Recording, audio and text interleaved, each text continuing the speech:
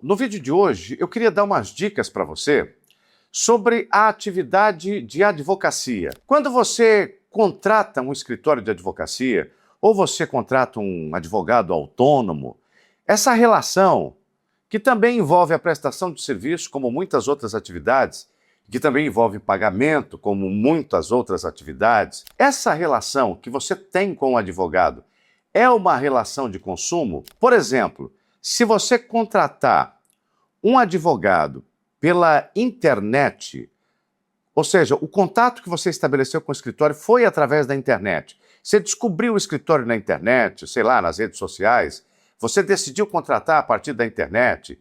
Será que você pode fazer o cancelamento sem justa causa e sem motivação deste contrato em 7 dias, como é o caso das plataformas de marketplace? Quer saber? Aguenta aí que eu já te conto.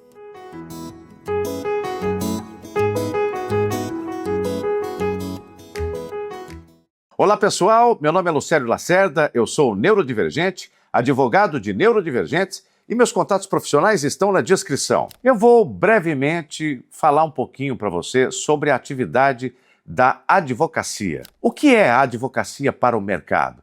Como é que a advocacia se situa no mercado? A advocacia, quando você contrata um advogado através da internet, isto é uma relação de consumo? Posso cancelar o meu contrato de advocacia em 7 dias? Como a gente pode devolver um produto que a gente compra quando a gente se arrepende em 7 dias, se a gente tiver comprado esse produto ou serviço na internet? Será que é igual? Será que não é? Eu vou dizer a resposta, assim, bem secamente, para todas as perguntas que eu fiz no início do vídeo, e vou explicar por que essa é a resposta. A resposta é não.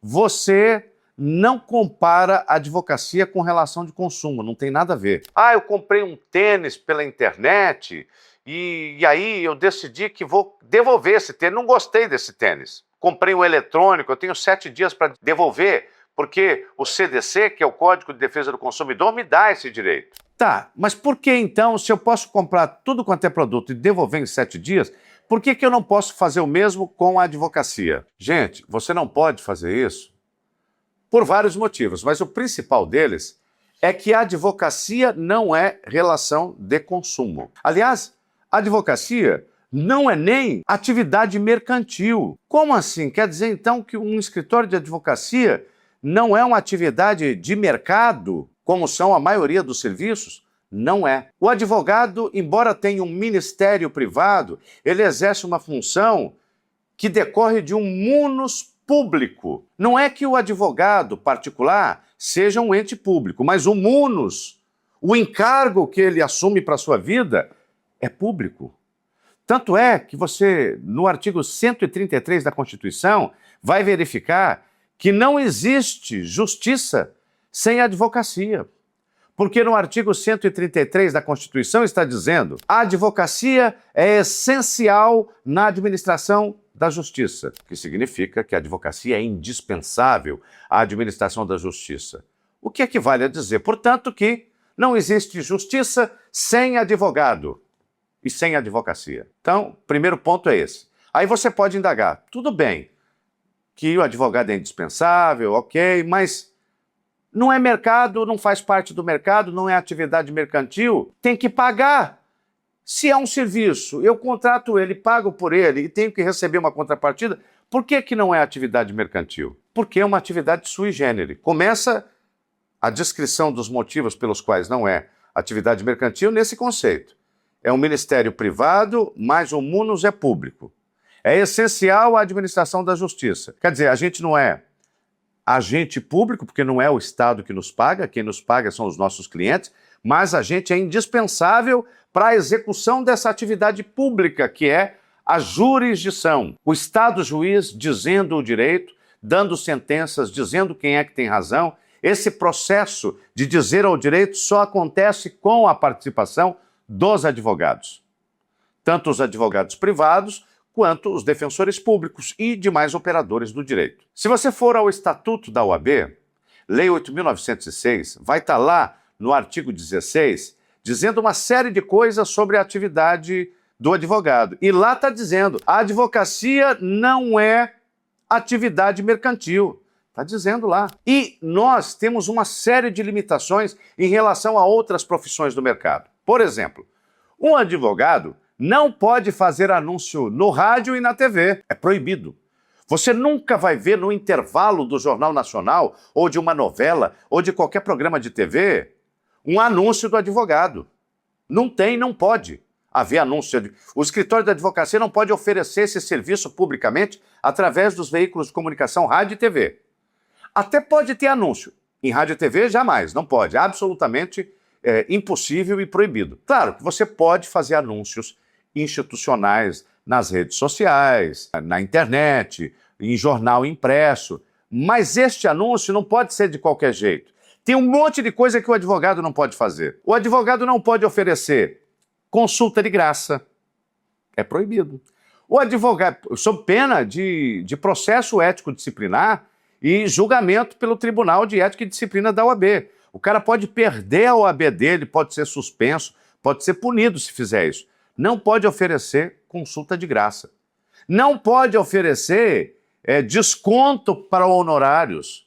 Ao contrário, todos os estados têm uma seccional da OAB e a seccional da OAB publica ano a ano uma tabela de honorários.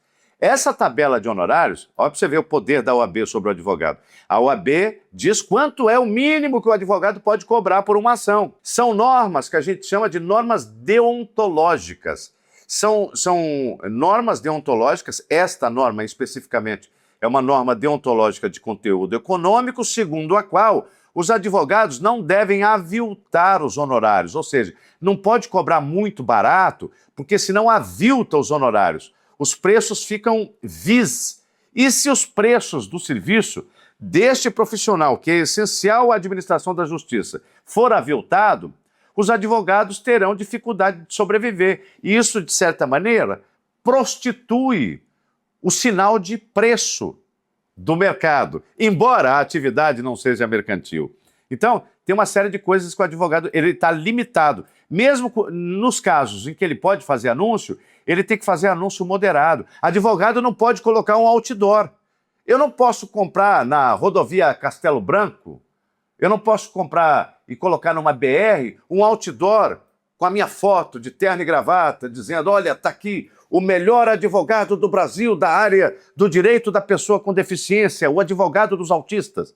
Não posso, é proibido. Se eu fizer isso, eu vou ser punido. Se você quer saber, o Estatuto da OAB proíbe até as regras deontológicas, até que se um advogado tem um grande escritório com uma luxuosa sala de reuniões, né, com uma mesa caríssima, com uma decoração fantástica, ele não pode ostentar isso para captar clientes. Aliás, é proibido captar clientes. Eu não posso fazer um processo de captação de clientes distribuindo panfletos, né? Eu não posso mandar e-mail marketing dizendo, olha, contrate o escritório tal, porque este escritório faz um desconto, esse escritório faz no precinho para você. Não pode ser feito isso, senão o advogado vai ser punido. É proibido. Não é atividade mercantil. O advogado tem que fazer anúncios moderados, anúncios sóbrios, informativos. O advogado não pode sequer ficar se auto-vangloriando, falando, olha, eu ganhei tal causa, eu ganhei aquela outra também. Não pode. É proibido. Quando o advogado faz isso, e às vezes nós fazemos isso aqui, a gente nem fala que a causa é do nosso escritório. A gente pega um acórdão, uma decisão do tribunal ou uma decisão administrativa de um processo que foi patrocinado pelo nosso escritório, a gente informa, apresenta isso em caráter informativo para o nosso seguidor, né, para o nosso inscrito, e não diz que a gente nem diz que é do escritório, justamente para não ofender as normas da OAB. É proibido. O advogado não pode colocar o nome do escritório dele, o nome fantasia que ele quiser. É proibido. Por quê?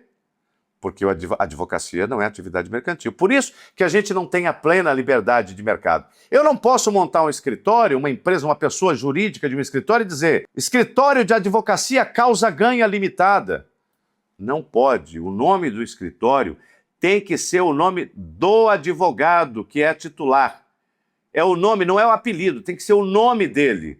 Não pode ser causa-ganha, não pode ser qualquer nome fantasia. Você não pode escolher nada que não seja o seu próprio nome. Se forem mais de um sócio, se for 2 ou 3, você vai colocar os nomes de todos eles ou os sobrenomes.